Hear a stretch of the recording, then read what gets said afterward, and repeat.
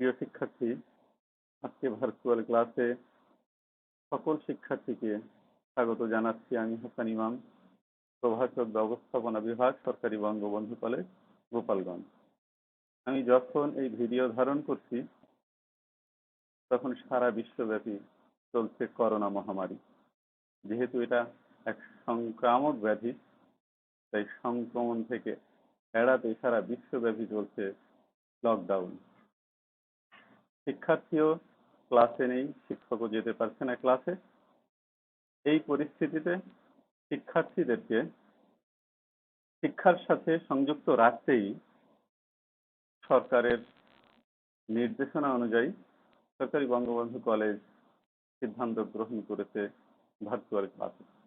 এই আয়োজন এজন্য যে সারা বিশ্বব্যাপী যে পরিস্থিতি চলছে, এই পরিস্থিতি কতদিনে স্বাভাবিক হবে তা আমরা কেউ জানি না।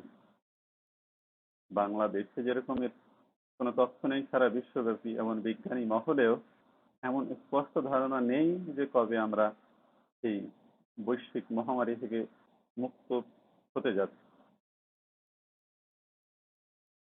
তাই এটা 1 বছর, 2 বছর বা 3 বছর যতদিনই চলুক না কেন, আমাদের শিক্ষার্থীদের শিক্ষা কার্যক্রম এতদিন বন্ধ থাকতে পারে না। তারই লক্ষ্যে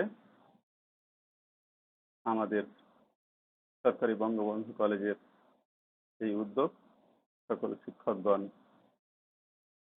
অনলাইনের মাধ্যমে ক্লাস নিচ্ছেন। তাই তারই ধারাবাহিকতায় আমার এই ভার্চুয়াল ক্লাস এবং সকল শিক্ষার্থীর প্রতি অনুরোধ থাকবে, এই করোনা পরিস্থিতিতে সকলে ঘরে থেকে নিজের সুস্থতা নিশ্চিত করবে, পরিবার তথা আশেপাশের লোকজনের সুস্থতার প্রতি খেয়াল রাখবে, সকলে মানবিক হবে এবং গুজব বা অন্ধবিশ্বাসের উপরে ভর না করে আমাদের হাতে যতটুকু সচেতনতা অবলম্বন করার সুযোগ রয়েছে আমরা সেটা করার চেষ্টা করব। তাই সকলকে স্বাগত জানিয়ে শুরু করতে যাচ্ছি আজকে ভার্চুয়াল ক্লাস। আজকে আমি ব্যবসা সংগঠন ও ব্যবস্থাপনা একাদশ শ্রেণীর জন্য এ বিষয়ের 7ম অধ্যায় যৌথ মূলধনী কোম্পানি থেকে পড়ানোর চেষ্টা করব। সম্পন্ন হয়েছি, এজন্য আজকে 7ম অধ্যায় থেকে আমরা শুরু করব। পরবর্তীতে হয়তোবা রিভিশন স্বরূপ আমরা প্রথম অধ্যায় থেকে আবার শুরু করতে পারব।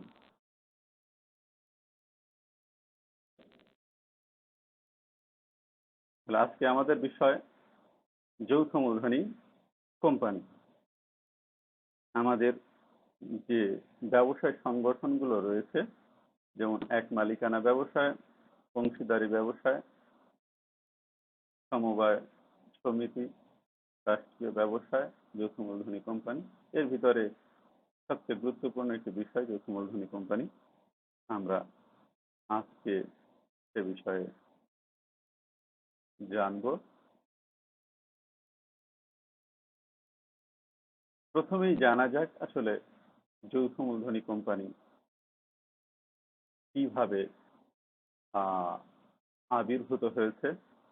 যেহেতু আমরা জানি সবচেয়ে প্রাচীন ব্যবসা হচ্ছে এক মালিকানা ব্যবসা, পরেই অংশীদারি ব্যবসা। তো যৌথ মূলধনী ব্যবসার কেন প্রয়োজন পড়লো সে বিষয়ে আমরা জানবো। যৌথ মূলধনী কোম্পানি বর্তমান বৃহদায়তন ব্যবসা জগতে এক অভিনব সংযোজন।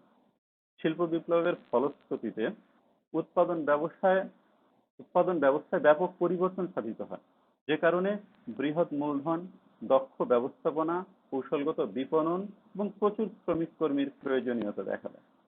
তখন প্রচলিত এক মালিকানা ও অংশীদারি ব্যবসায় এর প্রয়োজন মেটাতে সম্পূর্ণরূপে ব্যর্থ হয়, যে জন্য যৌথ মূলধনী ব্যবসায়ের প্রয়োজনীয়তা দেখা দেয়। এই যৌথ মূলধনী কোম্পানি আবির্ভূত হওয়ার পরে আমাদের রাষ্ট্র, সমাজ, পরিবার সংস্কৃতি সহ প্রত্যেকটি জায়গায় দ্রুত কিছু পরিবর্তন পরিলক্ষিত হয়। সে পরিবর্তনগুলো কিরকম? যেমন কায়িক শ্রমের স্থান দখল করে যান্ত্রিক শক্তি, উৎপাদন ব্যবস্থা পরিবারের গণ্ডি পেরিয়ে স্থান নেয় কারখানা। আগে উৎপাদনটা হতো পরিবার কেন্দ্রিক, পরিবারের সদস্যের মাধ্যমে, কুটির শিল্পের মাধ্যমে উৎপাদন কার্যটা পরিচালিত হতো। কিন্তু বর্তমান সময়ে এই যৌথ মূলধনী শিল্প বিপ্লবের পরে, যৌথ মূলধনী কোম্পানির আবির্ভাবের পরে উৎপাদন আর পরিবারের ভিতরে থাকেনি, পরিবারের গণ্ডি পেরিয়ে স্থান নিয়েছে কারখানা। এরপরে হাজার হাজার কুটির শিল্পী ও শ্রমিক কারখানায় নিয়োজিত হয়। বৃহৎ উৎপাদনের সাথে তাল মেলাতে বাজারের বিস্তৃতি ঘটে সামান্য অঞ্চল থেকে সারা দেশ থেকে সারা বিশ্বব্যাপী। প্রয়োজন পড়ে অধিক মূলধনের, দক্ষ ব্যবস্থাপনা এবং কৌশলগত বিপণন এবং ব্যক্তিগত ঝুঁকি হয় সীমাবদ্ধ। যেমন এক মালিকানায় ব্যবসায়ে ঝুঁকি বা দায়বদ্ধতা অসীম, অংশীদারের ব্যবসায়ও তাই।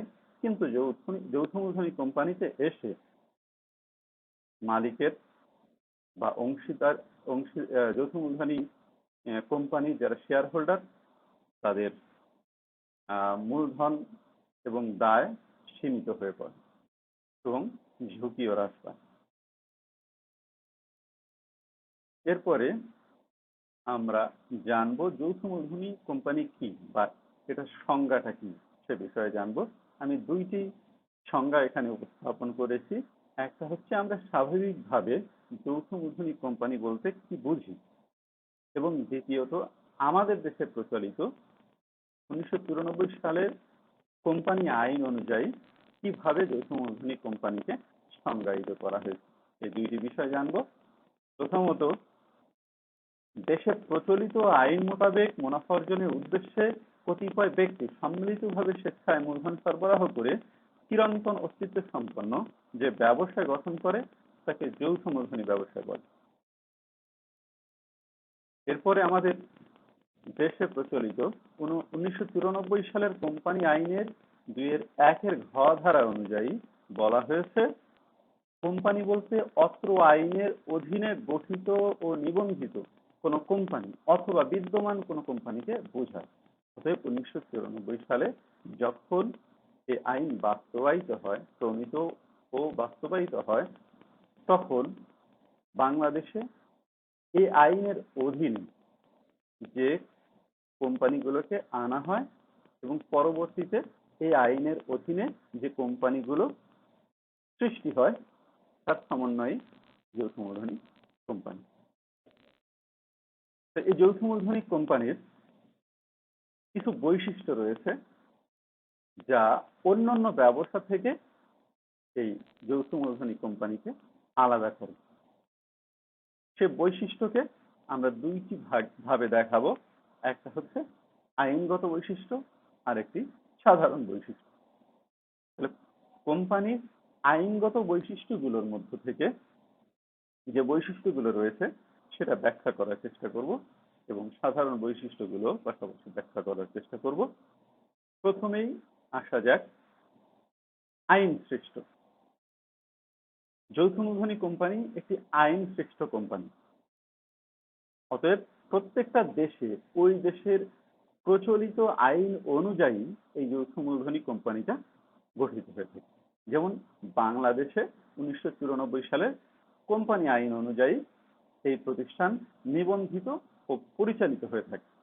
এবং যদি কোনো সংবিধিবদ্ধ কোম্পানি, যেটা একটা শ্রেণী বিভাগ যৌথ মূলধনী কোম্পানির, এই সংবিধিবদ্ধ কোম্পানি যদি গঠন করতে হয় তাহলে ওই দেশের আইনসভা বা সংসদের অনুমোদন প্রয়োজন হয়।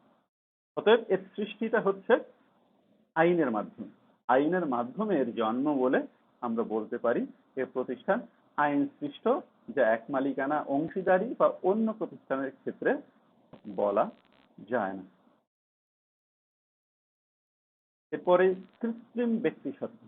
আমরা ব্যক্তি সত্তা বলতে স্বাভাবিক বা প্রকৃত ব্যক্তি সত্তা আমরা যারা এই পরিবেশে ঘুরে ফিরে বেড়াই তারাই স্বাভাবিক ব্যক্তিসত্তা।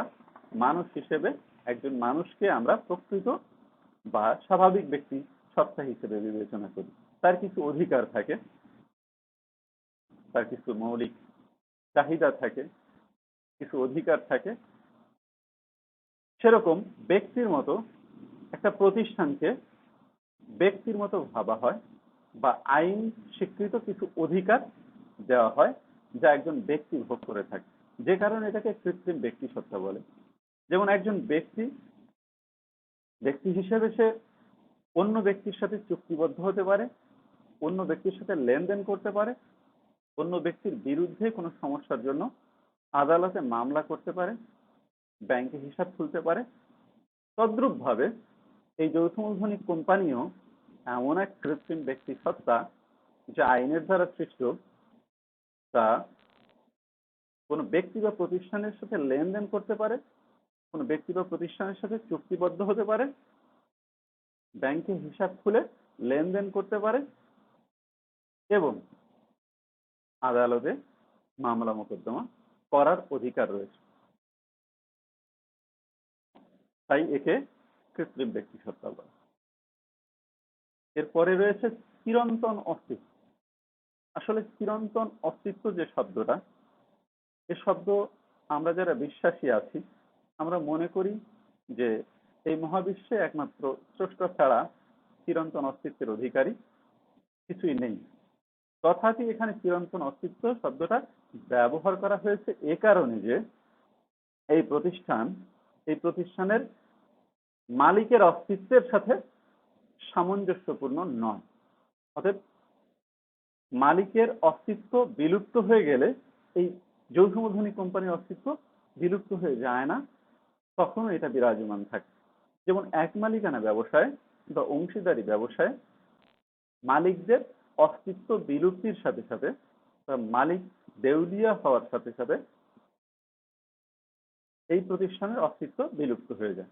কিন্তু যৌথ মূলধনী কোম্পানির একজন শেয়ার হোল্ডার বা 10 জন শেয়ার হোল্ডার বা তারও অধিক শেয়ার হোল্ডার যদি মৃত্যুবরণ করে বা দেউলিয়া হয়ে যায়, তথাপিও এই প্রতিষ্ঠান দেউলিয়া হয় না বা বিলুপ্ত হয়ে যায় না।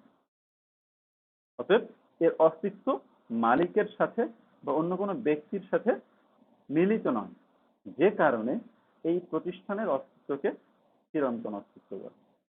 এটা যেরকম আইনের দ্বারা জন্ম হয়েছে, এটার বিলুপ্তির জন্য আইনি প্রক্রিয়ার মাধ্যমে এর বিলোপ সাধন ঘটানো হয়ে থাকে। তাছাড়া এর বিলোপ সাধন ঘটতে পারে না, যে কারণে এই যৌথ মূলধনী কোম্পানিকে চিরন্তন অস্তিত্বের অধিকারী বলা হয়ে থাকে।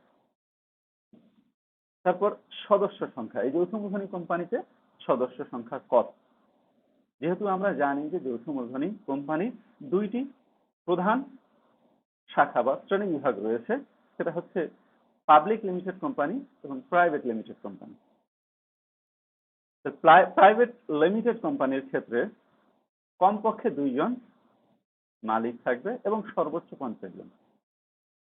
কিন্তু পাবলিক লিমিটেড কোম্পানির ক্ষেত্রে সর্বনিম্ন সদস্য 7 জন এবং সর্বোচ্চ সংঘ স্মারকে বর্ণিত শেয়ার সংখ্যা পর্যন্ত সীমাবদ্ধ।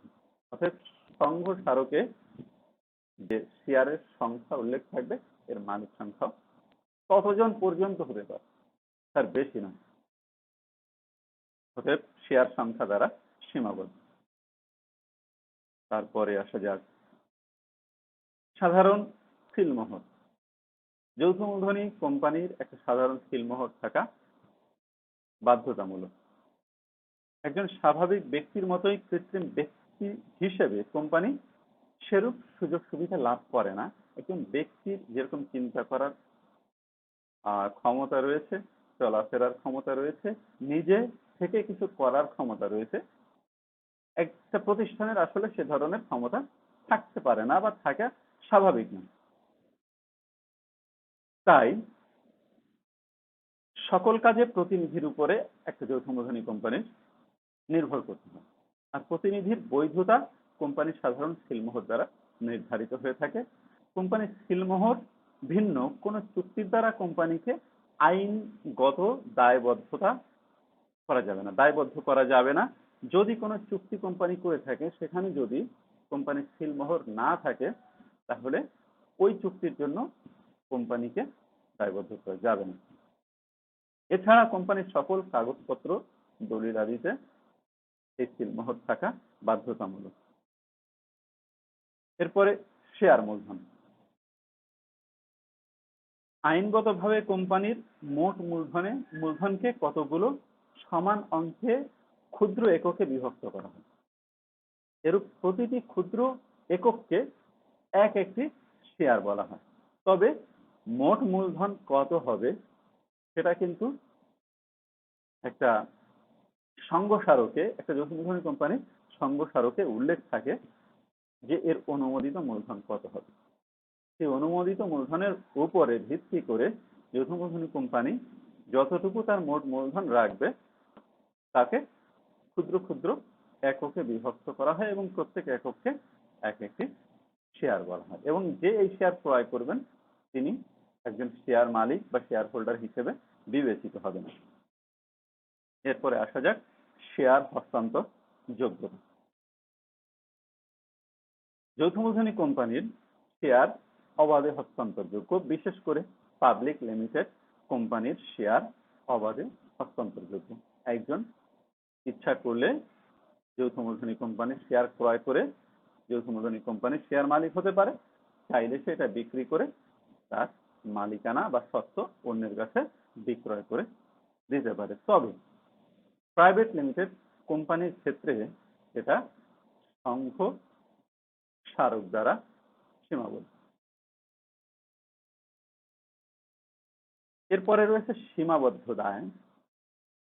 আমরা এক মালিকানা ব্যবসায় যেরকম দেখেছি, একজন মালিকের দায় অসীম। একজন মালিক যদি তার ব্যবসায় 100 টাকা বিনিয়োগ করে, ঘটনাক্রমে ওই ব্যবসায় যদি 150 টাকা বা 200 টাকা ঋণ হয়ে পড়ে, তাহলে ওই মালিক নিজের পকেট থেকে বাড়তি টাকার ঋণ পরিশোধ করতে বাধ্য। যে কারণে এক মালিকানা ব্যবসাকে অসীম দায় সম্পন্ন বলা হয়। অংশীদারি ব্যবসায় একই বিষয়। একজন অংশীদার যদি তার দায় পরিশোধ করতে ব্যর্থ হয়, তাহলে স্বাবলম্বী বা সামর্থ্যবান অন্য অংশীদার সেই ঋণ পরিশোধ করে দিবে। তাহলে একজনের দায় আরেকজনকে নিতে হচ্ছে। কিন্তু যৌথ মূলধনী কোম্পানিতে এই সমস্যাটা নেই। একজন শেয়ার হোল্ডার বা শেয়ার মালিক যে পরিমাণ শেয়ার ক্রয় করবে বা যে পরিমাণ মূলধন বিনিয়োগ করবে তার দায় ততটুকু। এই জন্য যৌথ মূলধনী কোম্পানির শেষে একটা শব্দ যুক্ত করা হয়, লিমিটেড। এই সীমাবদ্ধ দায়ের কারণেই যৌথ মূলধনী কোম্পানির শেষে লিমিটেড শব্দটা যুক্ত করা হয়। এরপরে রয়েছে বিধিবদ্ধ দায়িত্ব। বিধিবদ্ধ দায়িত্ব বলতে আমরা বুঝি যে দায়িত্ব আইন দ্বারা নিয়ন্ত্রিত, অতএব এটা করতেই হবে, কোম্পানির জন্য বিধিবদ্ধ। কোম্পানি আইন অনুযায়ী এরূপ ব্যবসায়কে বেশ কিছু বিধিবদ্ধ দায়িত্ব পালন করতে হয়, যেমন খাতাপত্র সংরক্ষণ, হিসাব তৈরি, হিসাব নিরীক্ষণ, সভা আহ্বান ইত্যাদি বিধিবদ্ধ দায়িত্ব যৌথ মূলধনী কোম্পানিকে পালন করতে হয়। এরপরে যাওয়া যাক যৌথ মূলধনী কোম্পানির সাধারণ বৈশিষ্ট্যের দিকে। সাধারণ বৈশিষ্ট্যের ভিতরেই সর্বপ্রথম স্বেচ্ছাপ্রণোদিত সংগঠন। স্বেচ্ছাপ্রণোদিত বলতে আমরা বুঝি যখন কতিপয় ব্যক্তি স্বেচ্ছায়, কারো দ্বারা বাধ্য না হয়ে, স্বেচ্ছায় মিলিত হয়ে সংঘবদ্ধ হয়ে কোম্পানি গঠন করে। কেউ ইচ্ছা করলে শেয়ার হস্তান্তরের মাধ্যমে সহজেই যেমনি ব্যবসায় হতে বিদায় নিতে পারে, তেমনি ইচ্ছা করলেই একটা শেয়ার ক্রয় করে বা একাধিক শেয়ার ক্রয় করে এই যৌথ মূলধনী কোম্পানির মালিক হতে পারে। যে কারণে এই যৌথ মূলধনী কোম্পানিকে একটি স্বেচ্ছাপ্রণোদিত সংগঠন বলা হয়ে থাকে। এরপরে অধিক মূলধন। এটা একটা গুরুত্বপূর্ণ বৈশিষ্ট্য যৌথ মূলধনী কোম্পানির। এক মালিকানা ব্যবসায় একজন মাত্র মালিক থাকে, অংশীদারি ব্যবসায় 2 থেকে 20 জন, ব্যাংকিং ব্যবসায় 2 থেকে 10 জন। এই স্বল্প সংখ্যক মালিকের দ্বারা ব্যাপক পরিমাণে মূলধন যোগান দেওয়া সম্ভব নয়। যেহেতু যৌথ মূলধনী কোম্পানি অনেক সদস্য, অনেক মালিক রয়েছে, তারা শেয়ার কিনলেই মালিক হয়ে যাচ্ছে। ছোট ছোট বিনিয়োগকারীও এখানে বিনিয়োগ করার সুযোগ রয়েছে। এছাড়া ঋণপত্র বিক্রয় করে সাধারণ জনগণের কাছ থেকে মূলধন সংগ্রহ করার সুযোগও রয়েছে, যে কারণে এই যৌথ মূলধনী কোম্পানির মূলধন হয় বিশাল পরিমাণে। এরপরে স্বতন্ত্র ব্যবস্থাপনা। স্বতন্ত্র ব্যবস্থাপনা এজন্য বলা হয় যে এক মালিকানা ব্যবসায় মালিকই ব্যবস্থাপকের ভূমিকা পালন করে, অংশীদারি ব্যবসায়ও কয়েকজন অংশীদারের পক্ষ থেকে একজন ব্যবস্থাপনা দায়িত্ব পালন করে, কিন্তু যৌথ মূলধনী কোম্পানিতে বিষয়টা স্বতন্ত্র বা ভিন্ন। যৌথ মূলধনী কোম্পানিতে যারা মালিক তারা ব্যবস্থাপনায় অংশগ্রহণ করে না। তাদের ভিতর থেকে যদিও পরিচালক নিয়োগ করা হয়, তথাপিও ব্যবস্থাপনা দায়িত্ব দেওয়া হয় বেতনভোগী কোনো ব্যবস্থাপনা এজেন্সিকে অথবা কোনো যোগ্য বা দক্ষ কর্মকর্তা বা কর্মচারী বৃন্দদের এই দায়িত্ব প্রদান করা হয়ে থাকে। অতএব যারা মালিক তাদের থেকে সম্পূর্ণ ভিন্ন একটা গোষ্ঠীকে বেতনের ভিত্তিতে এই ব্যবস্থাপনার দায়িত্ব দেওয়া হচ্ছে, যা অন্য কোনো প্রতিষ্ঠানে দেখা যায় না। তাই এটা একটি স্বতন্ত্র ব্যবস্থাপনা, যা যৌথ মূলধনী কোম্পানির একটা স্বতন্ত্র বৈশিষ্ট্য। অতঃপর গণতন্ত্রের অনুসরণ। যৌথ মূলধনী কোম্পানির সকল ক্ষেত্রে গণতন্ত্রের অনুসরণ করা হয়। এই ব্যবসায় সংগঠনের পরিচালনা ও সিদ্ধান্ত গ্রহণের সকল ক্ষেত্রে গণতান্ত্রিক নীতিমালার অনুসরণ করা হয়। পরিচালক নির্বাচন, সিদ্ধান্ত গ্রহণ ইত্যাদি ক্ষেত্রে সংখ্যাগরিষ্ঠের মতামতই এতে গৃহীত হয়ে থাকে। তাই বলা যায় যৌথ মূলধনী কোম্পানিতে গণতন্ত্রের অনুসরণ করা হয়ে থাকে। এরপর মুনাফা বন্টন। মুনাফাটা যৌথ মূলধনী কোম্পানিতে কিভাবে বঞ্চিত হয়? যেমন এক মালিকানা ব্যবসায় বা অংশীদারি ব্যবসায় মুনাফার সকল অংশই বণ্টিত হয়, কিন্তু যৌথ মূলধনী কোম্পানিতে মুনাফার সকল অংশ বঞ্চিত হয় না। এর ভিতর থেকে সংরক্ষিত আয় রেখে বা অন্যান্য তহবিল রেখে যে মোট মূলধন রয়েছে সেই মূলধনের শতাংশ হারে লভ্যাংশ ঘোষণা করা হয় এবং তা শেয়ার মালিকদের মধ্যে বন্টন করা হয়। কর প্রদান। যৌথ মূলধনী কোম্পানির জন্য কর প্রদান বাধ্যতামূলক। কোম্পানির মোট মুনাফার উপরে যেরকম কর প্রদান করতে হয়, লভ্যাংশ ঘোষণার পর সে মালিকদের লভ্যাংশের উপরেও সরকারকে কর প্রদান করতে হয়। তাই এই কোম্পানির করের হার অন্য সকল ব্যবসায় প্রতিষ্ঠানের চেয়ে বেশি। তাহলে এই হলো যৌথ মূলধনী কোম্পানির বৈশিষ্ট্য, যা যৌথ মূলধনী কোম্পানিকে অন্যান্য ব্যবসা প্রতিষ্ঠান থেকে আলাদা করতে পারে। এই যৌথ মূলধনী কোম্পানির কিছু সুবিধা রয়েছে, যে কারণে এক মালিকানা ব্যবস্থা এবং অংশীদারি ব্যবস্থা থাকার পাশাপাশি যৌথ মূলধনী কোম্পানি গড়ে উঠছে। তাহলে একটি যৌথ মূলধনী কোম্পানি কি কি ধরনের সুবিধা গ্রহণ করে বা যৌথ মূলধনী কোম্পানির কোন কোন ধরনের সুবিধা রয়েছে? প্রথমেই বলা যায় অধিক মূলধন, যা আমরা বৈশিষ্ট্যের মধ্যে জেনে এসেছি যে এর সদস্য সংখ্যা বেশি হওয়ার কারণে এই প্রতিষ্ঠানে অধিক মূলধন জোগাড় করা সম্ভব এবং ঋণপত্র বিক্রি করার সুবিধা থাকার কারণে এর বিপুল পরিমাণ মূলধন সংগ্রহ করা সম্ভব, যে কারণে এই প্রতিষ্ঠান একটা বিশেষ সুবিধা ভোগ করে থাকে মূলধন সংগ্রহের ক্ষেত্রে। তারপর রয়েছে সীমিত দায়। সীমিত দায়টাও ইতিমধ্যে আমরা জেনেছি যে একজন মালিকের দায় সীমিত থাকে তার শেয়ার মূল্যের ভিতরে। সে যত টাকার শেয়ার ক্রয় করবে তার দায় ততটুকু। এক মালিকানা বা অংশীদারি ব্যবসায়ের মতো একজন শেয়ার মালিককে অসীম দায় বহন করতে হয় না। তাই এর দায় শেয়ার মূল্য দ্বারা সীমাবদ্ধ। শেয়ারের যে আংশিক মূল্য বা ফেস ভ্যালু রয়েছে সেই মূল্য দ্বারা এটা সীমাবদ্ধ। তাই এই প্রতিষ্ঠানের শেষে বা যৌথ মূলধনী কোম্পানির শেষে লিমিটেড শব্দটা ব্যবহার করা হয়ে থাকে।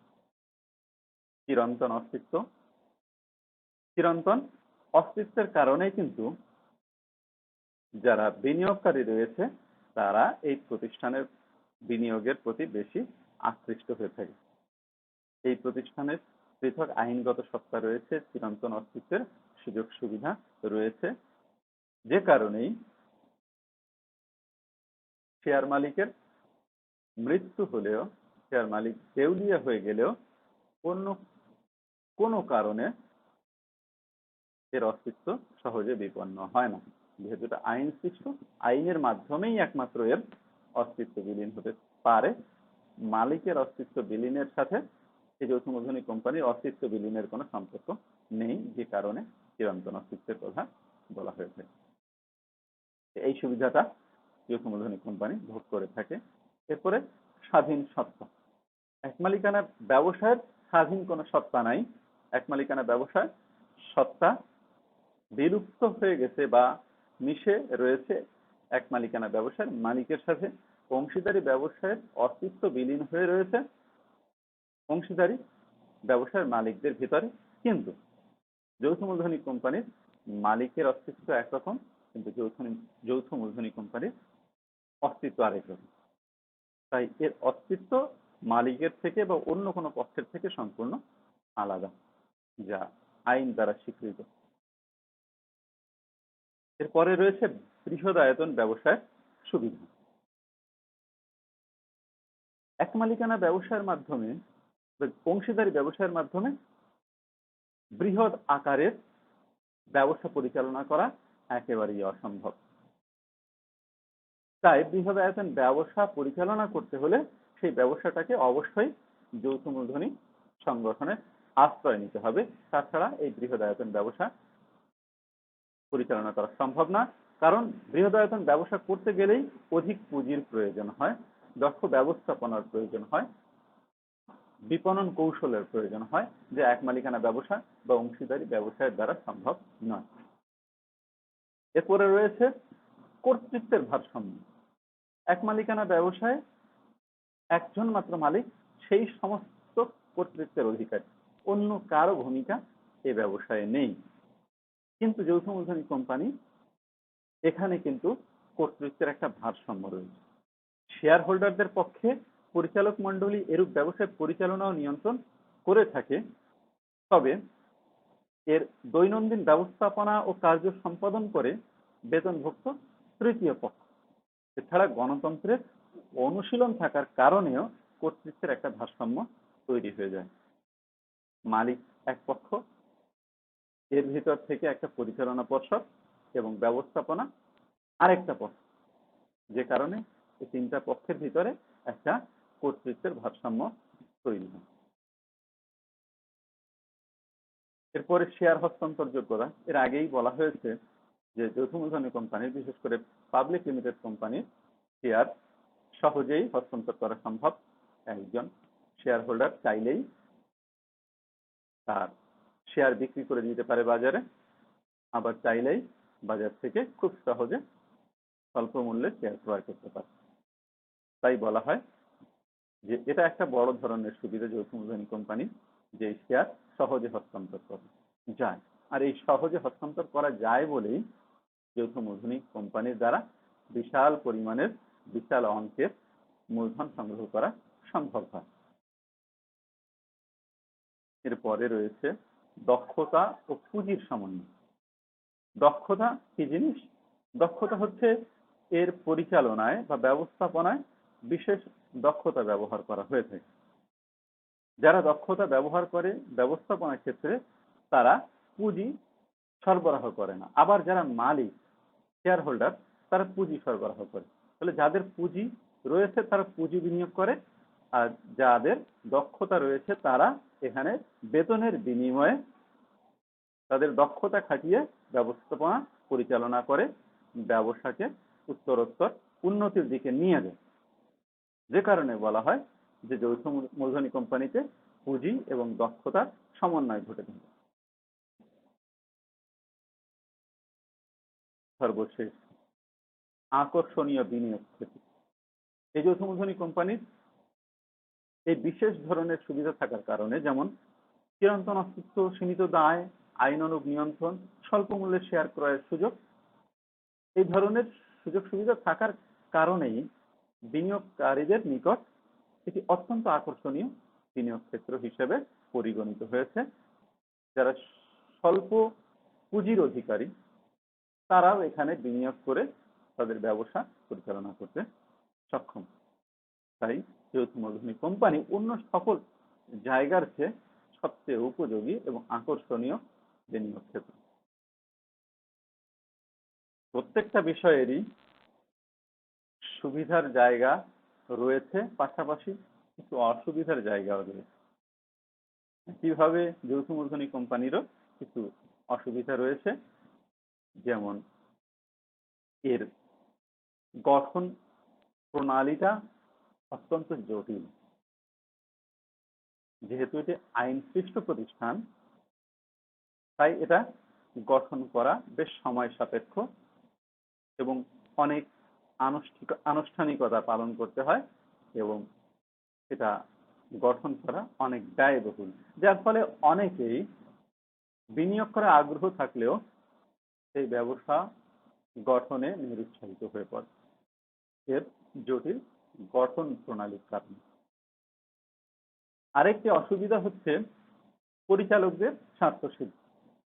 একটা কোম্পানিতে যদি 10,000 শেয়ার হোল্ডার থাকে, এই 10,000 শেয়ার হোল্ডারই কিন্তু পরিচালক হিসেবে নিযুক্ত হন না। এই 10,000 সাধারণ শেয়ার হোল্ডারদের নির্বাচিত কয়েকজন পরিচালক নির্বাচিত হন। এই পরিচালকরা সব সময় সকল সাধারণ শেয়ার হোল্ডারদের স্বার্থের কথা ভাবেন না। অধিকাংশ সময়ে দেখা যায় যে পরিচালকগণ নিজেদের স্বার্থ সিদ্ধির চেষ্টা করে থাকেন, কারণ এই পরিচালকদের হাতেই প্রতিষ্ঠানের সর্বময় ক্ষমতা থাকে। তারা এই ক্ষমতাকে ব্যবহার করে নিজেদের স্বার্থ সিদ্ধি করার চেষ্টা অনেক সময় করে থাকেন। এরপরে রয়েছে আমলাতান্ত্রিক জটিলতা। পরিচালকগণ ব্যবসায়ের পক্ষে পরিকল্পনা গ্রহণ, নীতি নির্ধারণ ও বিভিন্ন বিষয়ে সিদ্ধান্ত নিলেও তা বাস্তবায়ন করে মূলত তৃতীয় পক্ষ। অতএব বেতনভোগী যে ব্যবস্থাপনা পক্ষ রয়েছে তারা কিন্তু এটা বাস্তবায়ন করে থাকে, এবং অনেক বড় প্রতিষ্ঠান হওয়ার কারণে অনেক কর্মী ব্যবস্থাপক এখানে কাজ করে বলে এটা নীতি নির্ধারণ, সিদ্ধান্ত গ্রহণে যেরকম বিলম্ব হয়, সেটা বাস্তবায়নে বিলম্ব দেখা যায়। যে কারণে বলা যায় যে এতে আমলাতান্ত্রিক জটিলতা পোহাতে হয়। এরপরে রয়েছে স্বজনপ্রীতি। কোম্পানির বিভিন্ন পদে লোক নিয়োগ, পদোন্নতি, পদচ্যুতি ইত্যাদি বিষয়ে দায়িত্ব পরিচালক মণ্ডলীর উপর ন্যস্ত থাকে। ফলে এ সকল বিষয়ে পরিচালকগণ অনেক সময় স্বজনপ্রীতি ও স্বেচ্ছাচারিতার আশ্রয় গ্রহণ করেন। এতে ব্যবসায় অদক্ষ হয়ে পড়ে।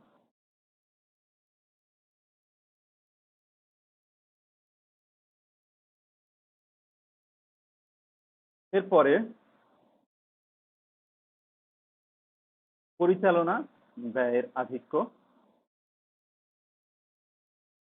এ ব্যবসায় বিভিন্ন সভা অনুষ্ঠান, আনুষ্ঠানিকতা পালন, দলিল, খাতাপত্র সংরক্ষণ, হিসাব নিরীক্ষা ইত্যাদি বিভিন্ন কার্যে যথেষ্ট উপরি খরচ হয়।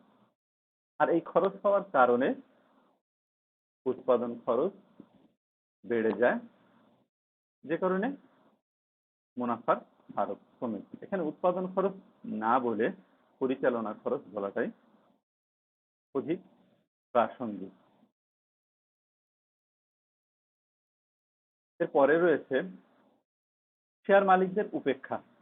যৌথ মূলধনী কোম্পানিতে যেহেতু পরিচালকদের দৌরাত্ম্য এবং ব্যবস্থাপনা কার্য পরিচালনা করে বেতনভোগী ব্যবস্থাপকগণ, তাই এখানে শেয়ার হোল্ডাররা উপেক্ষিত হন, কারণ অধিকাংশ শেয়ার হোল্ডার ব্যবস্থাপনায় বা পরিচালনায় অংশগ্রহণ করেন, তাই তাদের উপেক্ষিত হতে হয়।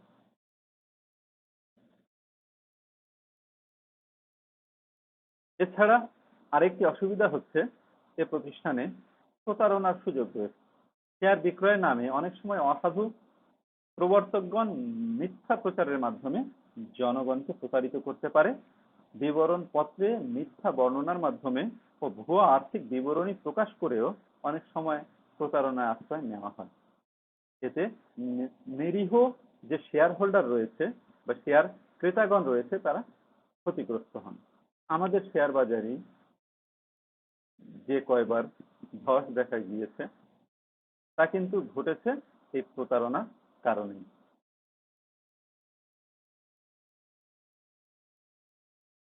এরপরে রয়েছে আইনের কড়াকড়ি।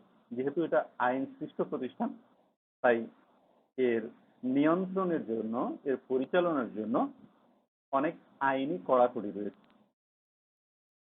সেই আইনি কড়াকড়ি কারণে অনেক সময় এই ব্যবসা পরিচালনা করতে গিয়ে অনেক ধরনের অসুবিধার সম্মুখীন হয়ে পড়ে।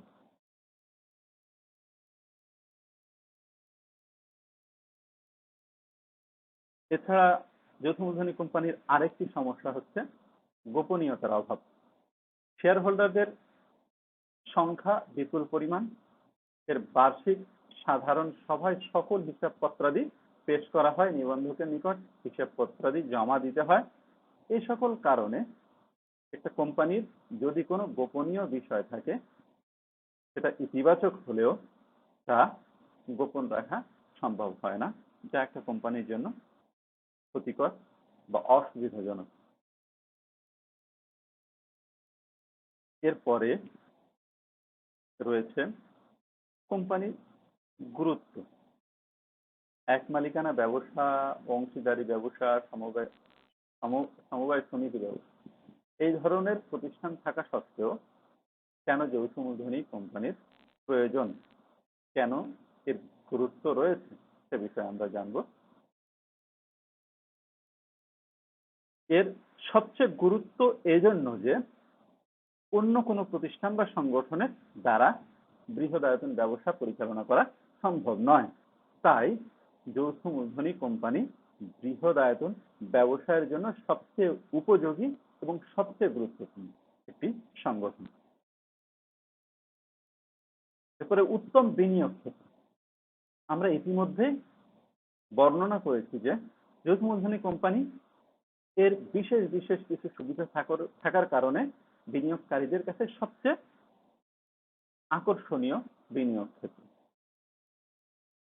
এই আকর্ষণীয় বিনিয়োগ ক্ষেত্র হওয়ার কারণে যেমন এর দায় সীমাবদ্ধ। এক মালিকানা ব্যবসায় দায় অসীম, অংশীদারের ব্যবসায় দায় অসীম। এই অসীম দায়ের ঝামেলা এড়াতে গিয়ে একজন স্বল্প পুঁজির ব্যক্তিও সে এই যৌথ মূলধনী কোম্পানিতে বিনিয়োগ করতে পারে। তাই এর বিনিয়োগের একটা আকর্ষণীয় বিনিয়োগ ক্ষেত্র হিসেবে এটাকে উপস্থাপন করা যায়। তাই এটা এত বেশি গুরুত্বপূর্ণ ছোট ছোট বিনিয়োগকারী বা বড় বড় বিনিয়োগকারীদের সকলের জন্য। সঞ্চয়ে উৎসাহ দান ও মূলধন গঠন। শেয়ারের কম মূল্যমান, অতএব একটা শেয়ার খুব কম মূল্যে ক্রয় করা যায়। শেয়ার মালিকদের দায় এখানে সীমিত। বাজার হতে সহজেই শেয়ার ক্রয়ের সুযোগ রয়েছে। শেয়ারের মূল্যমান বৃদ্ধির সম্ভাবনা রয়েছে। আমি 1000 টাকা দিয়ে শেয়ার কিনে হয়তোবা 2 দিন পরে আমি 1200 টাকায় বিক্রি করার সম্ভাবনাও রয়েছে। তাহলে এতগুলো আকর্ষণ থাকার কারণে একজন ছোট বিনিয়োগকারীও এখানে বিনিয়োগ করতে চান, কারণ এই বিনিয়োগ ক্ষেত্রটাই আকর্ষণীয় যায়। সে কারণে সকলের ভিতরে এখানে বিনিয়োগ করার একটা ইচ্ছা পোষণ করে, যার ফলশ্রুতিতে মানুষের ভিতরে সঞ্চয় প্রবণতা দেখা দেয় এবং সঞ্চয় প্রবণতা দেখা দেওয়ার অর্থই হচ্ছে যার ফলে একটা দেশের, একটা প্রতিষ্ঠানের মূলধন গঠনের সম্ভাবনা সৃষ্টি হয়। এরপরে ঝুঁকি বন্টনের সুযোগ সৃষ্টি। এক মালিকানা ব্যবসায় ঝুঁকি অনেক বেশি, কারণ সকল ঝুঁকি একজনকে বহন করতে হয়। কিন্তু যৌথ মূলধনী কোম্পানিতে বৃহৎ মূলধনকে ছোট ছোট শেয়ারে ভাগ করার কারণে এই শেয়ারে বিভক্ত করার সাথে সাথে এর ঝুঁকিটাও বঞ্চিত হয়ে যায়। এই ঝুঁকিটা কোনো একজন ব্যক্তি বা একটা গোষ্ঠীকে বহন করতে হয় না। তাই বলা যায় যে যৌথ মূলধনী কোম্পানি সকলের ভিতরে ঝুঁকি বঞ্চিত হয়ে যায় বলে একজন ব্যক্তি বা একজন শেয়ার হোল্ডার বা একজন শেয়ার মালিককে অধিক পরিমাণে ঝুঁকি গ্রহণ করতে হয় না। কর্মসংস্থানের সুযোগ সৃষ্টি। এক মালিকানা ব্যবসায় একজন, দুইজন বা সর্বোচ্চ 5 জন বেকারের কর্মসংস্থানের ব্যবস্থা করতে পারে। অংশীদারি ব্যবসায় 10 জন বা 20 জন, সর্বোচ্চ 25 জন কর্মসংস্থানের ব্যবস্থা করতে পারে। কিন্তু যৌথ মূলধনী কোম্পানি এমন একটি ক্ষেত্র যেখানে একটা প্রতিষ্ঠানে হাজার হাজার বেকারের কর্মসংস্থানের সুযোগ সৃষ্টি হতে পারে। তাই সারা বিশ্বব্যাপী যৌথ মূলধনী কোম্পানি বেকার সমস্যার সমাধানে এক বিশেষ ভূমিকা পালন করছে। আমাদের দেশের মতো দেশে যেখানে ব্যাপক বেকার সমস্যা রয়েছে, এ সকল দেশে যৌথ মূলধনী কোম্পানি এক বিশেষ ভূমিকা পালন করছে কর্মসংস্থানের সুযোগ সৃষ্টির মাধ্যমে। এরপরে উন্নত প্রযুক্তি ও কলাকৌশল ব্যবহার। যৌথ মূলধনী কোম্পানির সামর্থ্য অন্য সকল সংগঠনের চেয়ে বেশি, কারণ এর মূলধন অন্য সংগঠনের চেয়ে অনেক অনেক গুণে বেশি।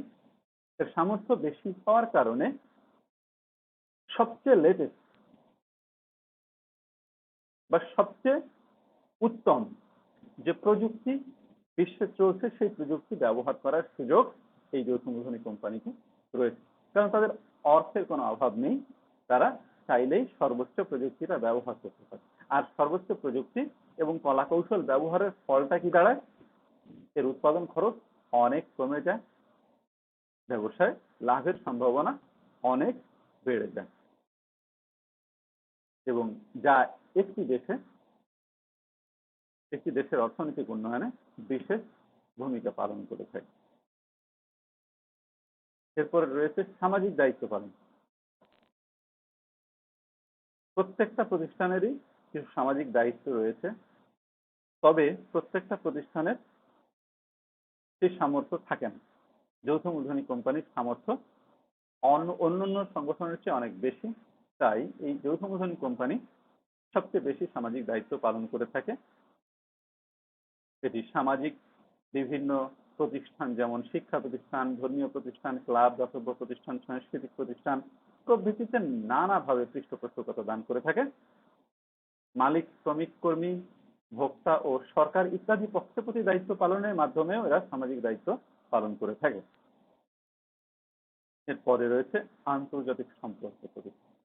সারা বিশ্বব্যাপী এখন আন্তর্জাতিক সম্পর্ক, একটি দেশের সাথে আরেকটি দেশের আন্তর্জাতিক সম্পর্ক বা দ্বিপক্ষীয় সম্পর্ক কেমন হবে তা অনেক অংশে নির্ভর করে দুইটি দেশের ব্যবসায়ের উপর। যেহেতু যৌথ মূলধনী কোম্পানির মাধ্যমে বহুজাতিক কোম্পানি সারা বিশ্বব্যাপী তাদের কার্যক্রম পরিচালনা করছে, তাদের ব্যবসা পরিচালনা করছে, তাই একটি দেশের সাথে আরেকটি দেশের সম্পর্ক উন্নত হচ্ছে। তাই যৌথ মূলধনী কোম্পানি একটি দেশের সাথে আরেকটি দেশের আন্তর্জাতিক সম্পর্ক গঠনে বা সম্পর্ক অবনতিতেও ভূমিকা পালন করে থাকে। ব্যবস্থাপনার পেশার উন্নয়ন। ব্যবস্থাপনাকে আমরা একটা পেশা হিসেবে জানি। সে পেশার উন্নয়নে এই যৌথ মূলধনী কোম্পানি বিশেষ ভূমিকা রাখে। কিভাবে ভূমিকা রাখে? এরূপ সংগঠনে ব্যবস্থাপনা কার্য পেশাদার ব্যবস্থাপক দ্বারা পরিচালিত হয়ে থাকে, অপেশাদারী ব্যবস্থাপক দ্বারা পরিচালিত হয়ে থাকে না। যাদের বিশেষ দক্ষতা রয়েছে, বিশেষ যোগ্যতা ও অভিজ্ঞতা রয়েছে, সেই ধরনের ব্যবস্থাপক দ্বারাই মূলত এর ব্যবস্থাপনা কার্য পরিচালনা করা হয়। এরপরে ব্যবস্থাপক নিয়োগের সময় ব্যক্তির ব্যবস্থাপনা সংক্রান্ত জ্ঞান ও অভিজ্ঞতার প্রতি অধিক গুরুত্ব দেওয়া হয়। এছাড়া কর্মরত ব্যবস্থাপকগণের উন্নত প্রশিক্ষণের ব্যবস্থা করা হয়ে থাকে, যাতে তাদের দক্ষতার উন্নয়ন ঘটে এবং তারা যৌথ মূলধনী কোম্পানিতে তাদের এই উন্নত দক্ষতা ব্যবহার করতে পারে।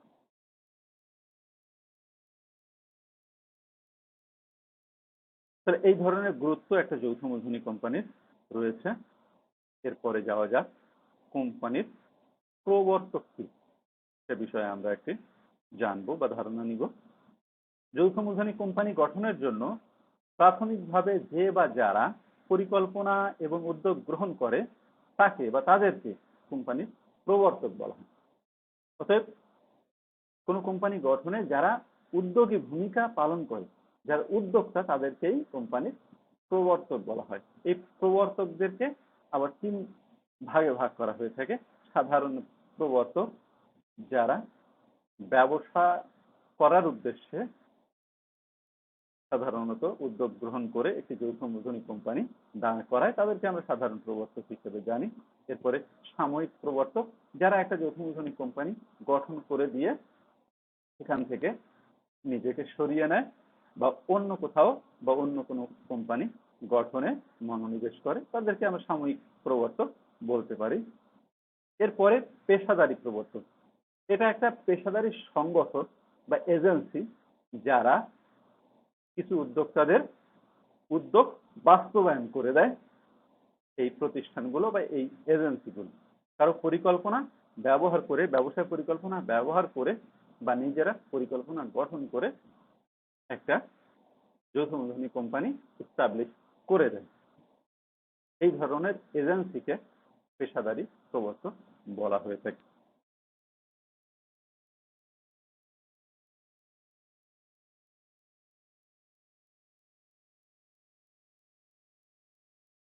তো প্রিয় শিক্ষার্থী, আজকে যৌথ মূলধনী কোম্পানি এই বিষয়গুলো উপস্থাপন করা হলো। এগুলো বাসায় বসে সকলে একটু দেখতে হবে, তাতে যারা ঘরে বসে আছে এই পরিস্থিতিতে তাদের শিক্ষা গ্রহণ কার্যক্রম অব্যাহত থাকবে এবং এই শিক্ষা গ্রহণ কার্যক্রম অব্যাহত রাখার জন্যই আমাদের এই পদক্ষেপ। আশা রাখি আমাদের এই পদক্ষেপ কিছুটা হলেও ফলপ্রসূ হবে। এই আশা ব্যক্ত করে সকলের সুস্থতা কামনা করে আজকের মতো এখানেই বিদায় নিচ্ছি। ধন্যবাদ।